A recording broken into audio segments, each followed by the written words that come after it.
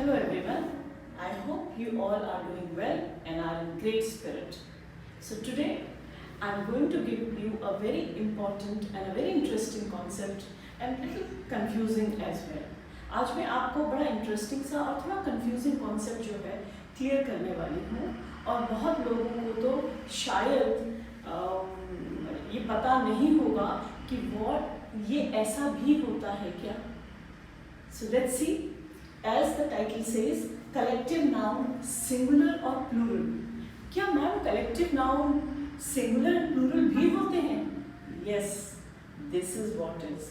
So collective nouns, if we say, so they are plural also and they are singular also. But ये जो singular and plural collective noun है, it totally depends on the sense of the sentence.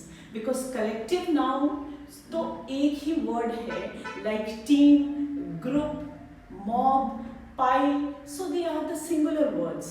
But हम उसको किस sense में use करते हैं वो डिपेंड करता है कि वो प्लूरल कलेक्टिव नाउन होगा या सिंगुलर कलेक्टिव नाउन होगा. और हम इसको कर क्यों रहे हैं singular and plural collective noun? Because singular and collective noun पे ही डिपेंड करेगा कि आगे हमारा जो वर्ब लगेगा वो कैसा लगेगा. So that it has to be very very clear कि हम जो बोल रहे हैं वो कलेक्टिव नाउन तो है, बट इस सेंटेंस में इसकी सेंस जो है वो सिंगुलर है या प्लूरल है, क्योंकि ये बहुत इंपॉर्टेंट है. बिकॉज अगर उसकी सेंस सिंगुलर है तो अगेन वर्ब सिंगुलर लगेगा, और अगर उसकी प्लूरल सेंस बन रही है तो वर्ब प्लूरल सेंस का ही लगेगा. So let us see with certain examples. So ये तो क्लियर है कि collective noun is both singular as well as plural depending on the sense of the sentence. Now let's see certain sentences. Yeah, मैंने यहाँ कुछ sentences लिखी हैं. Let us see. Okay, so army, it is a collective noun. So everybody knows that army is a collective noun, right? अब army क्या है collective noun, but वो singular collective noun के sense में ली जाती है. Okay. Now army was out. Okay, army was out in the streets.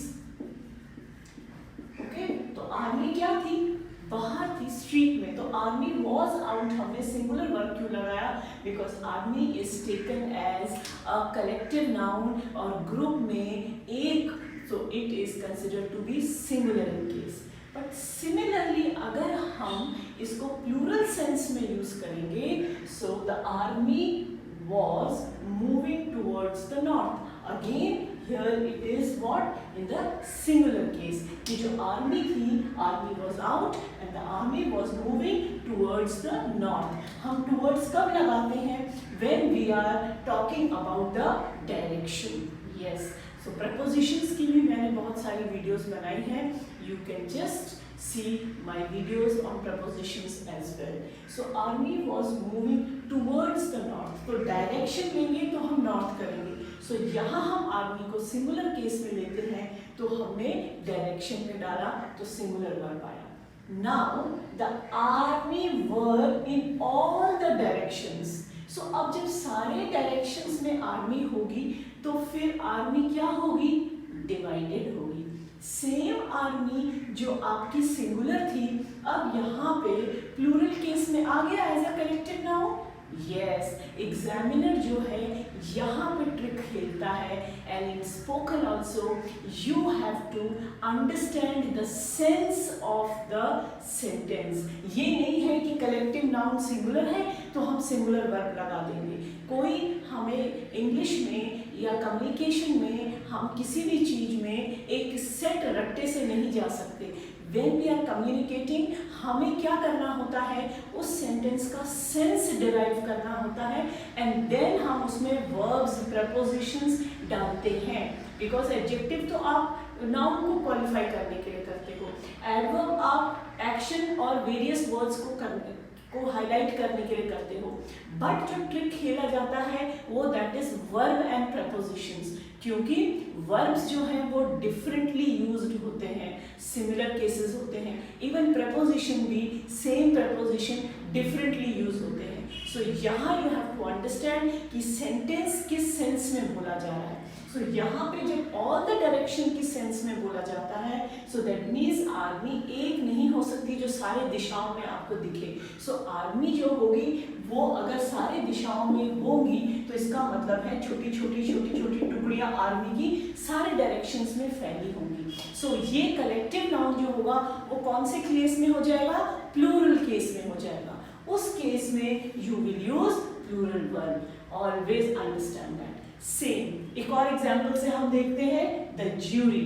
Okay, so jury means the जजेस, the group of जजेस, उनको हम ज्यूरी बोलते हैं. Collective noun. सब 3-4 जजेस जब इकट्ठे होते हैं अपनी जजमेंट देने के लिए, we call it jury. So the jury was unanimous in its decision. So जब वो डिसीजन सबका एक होता है और एक मत से वो डिसीजन को पास करते हैं, तब हम उसको कलेक्टिव नाउन को हम सिंगुलर केस लेते हैं.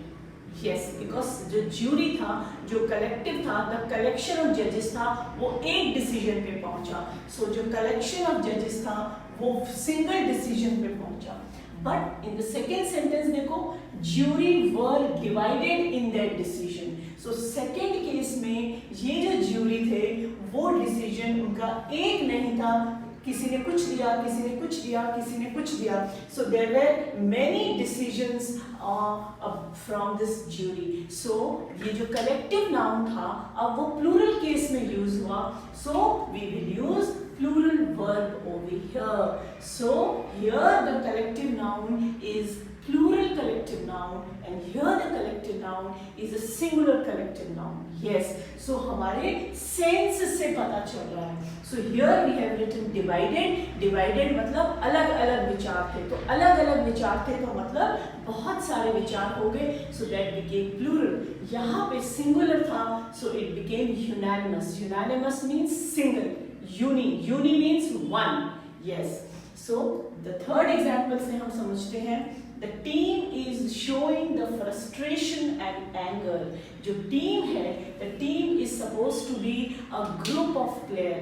Collection एक में. So we call it a singular collective noun. So the team is showing the frustration and anger. अब यहाँ पे हमने क्या किया? We have used the members of the team. So इसका मतलब टीम के जो इंडिविजुअल मेंबर्स थे उनकी बात ले ली हमने. Are showing frustration and anger. तो सेंस क्या बन रहा है? टीम में जो बहुत सारे मेंबर्स होते हैं, यहाँ पे बहुत सारे मेंबर्स हैं तो लेकिन एक कलेक्शन में हमने ले लिया. ठीक है. And here we have taken talking about जो टीम के इंडिविजुअल मेंबर्स को हम बोल रहे हैं इस सेंस में कि हर एक मेंबर जो है वो is showing frustration and anger. So always remember that when the collective noun का सेंस सिंगुलर होगा so it will take a singular verb, और जब सेंस प्लूरल होगा it will take a plural verb. Now I will give you one more beautiful example of among and in. Right? See, now a beautiful example of among or in. अब ये जो दो word हैं they are prepositions. अब हम इनको अगर collective noun में यूज करेंगे so see the difference. आप एक एग्जाम्पल से समझिए. Okay, I saw him standing okay among the crowd. Among the crowd. I saw him standing among the crowd. I saw him standing among the crowd. So here the crowd is a collective noun. I saw him standing among the crowd. So what do you mean by among? Among means when you talk about many, more than two. So that is among. तो मैंने उसको भीड़ में देखा. So I saw him standing among the crowd. Now same thing is you will use in. I saw him stand in the crowd or standing in the crowd. In the crowd. So now this in you have used it in the case of of a singular collective noun. Yes, तो हमने in लगाया when you are using this crowd.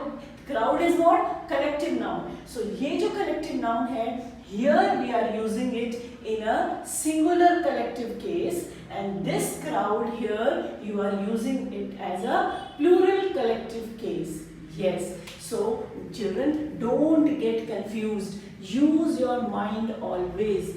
Try to understand the nuances of grammar. पहले अपना correction grammar concept एकदम clear करना है, because when this is clear, then you will speak concise and precise. वो ही सबको चाहिए आगे जाके to be a good communicator. Yes, all the best.